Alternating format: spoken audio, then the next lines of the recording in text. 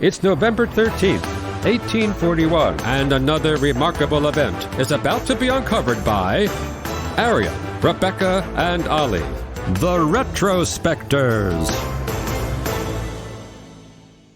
It took decades for what we now know as hypnosis to become scientifically recognised, a journey that is arguably still unfolding somewhat. But today in history was a significant one for mesmerism, as it was then called, because it was on this day in 1841 that James Braid, a surgeon from Scotland and crucially a skeptic, saw mesmerism firsthand at the Manchester Athenaeum, and from that day became perhaps its most evangelical propagandist.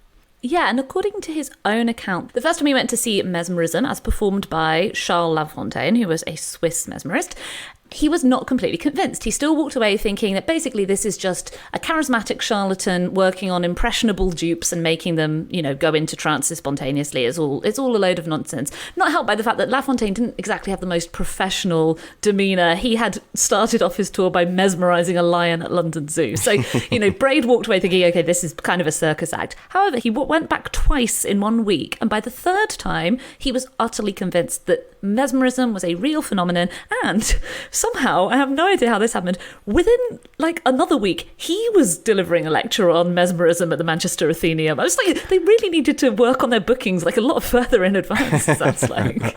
Well, the person that he had gone to see, Charles Lafontaine, came from a showbiz background, and he is related to the renowned fabulist Jean de La Fontaine, whose family is also noted to be theatrical in his biographies back in the 17th century.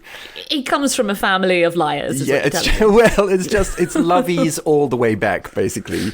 But one of the most notable things about him, apparently, was his beard. He had this really prodigious and protruding black beard that he used alongside his piercing gaze to engage his subjects in ways that were deeply theatrical. He'd make people, quotes, impervious to pain, and then he'd dramatically demonstrate how this worked by shocking them with a live battery or by burning them with candles. Yeah, making them breathe ammonia. Right. Lacing them with pins. I mean, actually, his own account of this day in history is pretty amazing. Quote, "I put to sleep a number of persons who were well-known residents of Manchester. I caused deaf mutes to hear, operated a number of different brilliant cures, and then retired to Birmingham." Well, Braid didn't fully buy into all of Lafontaine's tricks. So this is the thing, is that Braid was a medical man. He was a renowned surgeon. I mean, he was born to practice medicine in the 19th century because his specialisms included treating knock knees, bandy legs, and squint.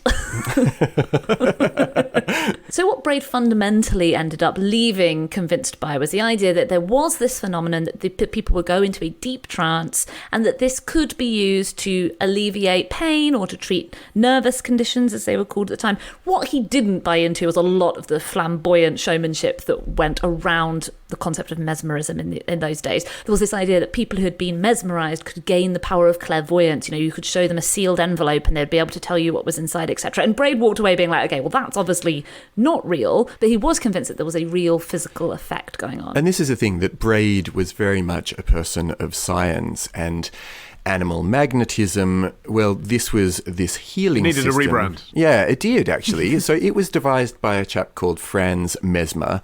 And did you have any idea that the word mesmerised and mesmerism came from the person's name? But the idea of animal magnetism was this belief in the existence of a universal magnetic fluid that's central in the restoration and maintenance of health. The way that it was being practiced by the various people who had these travelling stage shows made it appear as if that their touch or their gaze was moving around some of this invisible natural force. And that was never going to appeal to Braid, who, even though he could see that something was going on, he wanted to track down what exactly it was. And I think through his experimentation, he ultimately settled on the idea that there's a combination of a psychological effect that's triggered by a physiological set of behaviours on behalf of the person practicing what became known as hypnotherapy. Yeah, it became known as hypnotherapy because Braid invented it.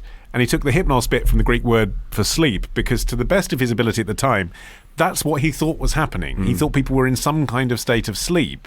He then later in his career actually said, to be honest, hypnotherapy isn't much like putting people to sleep. It's a different state. But by that time, he'd done such a good job of convincing everyone that it needed proper medical attention that it was kind of set in stone. Yeah. But at least it was closer to something scientific sounding than animal magnetism or mesmerism, which had this kind of stage show origins, as we've described, and remains part of the problem, I think, for people taking medical hypnotherapy seriously, is that stage hypnosis it still exists side by side with hypnotherapy, which accesses people's subconscious as a complementary medicine, and lay people who have never experienced either often get them confused and worry that, a hypnotherapist is going to get them to bark like a dog or something. Well, later in life, Braid tried to rebrand hypnosis as monoideism, based on the idea that it meant fixating on one idea or, drifting into a trance based off that because you weren't being put to sleep. But by this point, it was too late in the day. The hypnosis had already taken hold. But the reason that he wanted to rebrand mesmerism or as animal magnetism, apart from the fact that, as you say, Olly, had become associated with a kind of circus act, is that he didn't believe in the magnetic fluid idea that Franz Mesmer had proposed in the 18th century. The way that Mesmer described it was almost like the concept of chi, that all living things had this sort of untraceable magnetic fluid running through their bodies, and that you could harness it to cure illnesses that were caused by blockages, kind of like feng shui, but for your body. But the reason that it had become so discredited was that as science was evolving, we're sort of in the age of enlightenment here, Louis XIV ordered an investigation into the practice of mesmerism. So this panel of experts was convened, and they included Joseph Ignace Guillotin, he actually, popular misconception, didn't invent the guillotine, but he promoted it as a humane alternative to other execution methods. And Geesh, feel bad for the people that have to work for Philip Morris these days. Yeah.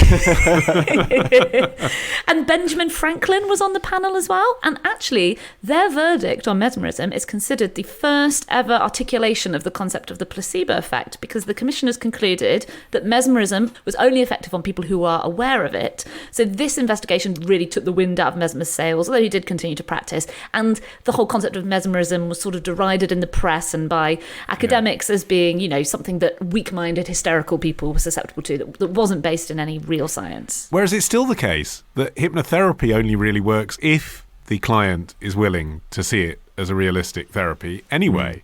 That doesn't have to be as simple as placebo, therefore nothing's happening. But placebo in the sense that if you're not a willing participant, all the hypnotherapist is doing is talking to you. It's only therapy with, the added extra technique of putting you into a state where you can access your subconscious. You still have to be willing.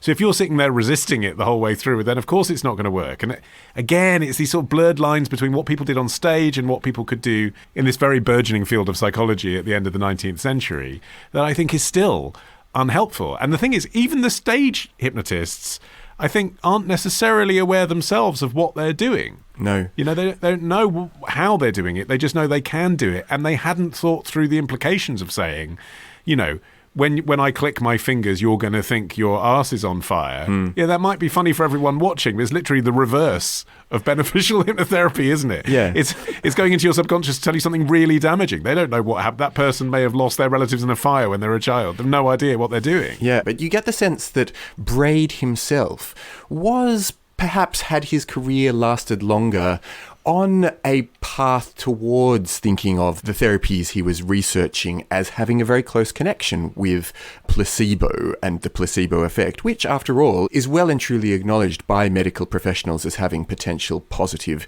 impacts. But Braid, during his life, was at least methodical enough to subject his own theory to true practice. Yeah, and I mean, hypnotism has obviously had its detractors ever since Franz Mesmer was around, but one of the first ones to target James Braid was targeting him not because he thought that mesmerism was fake, but because he thought it was maybe too powerful. This firebrand preacher called Hugh McNeill, who was well known for being very vocal about things he disliked to an extent that was a little bit deranged.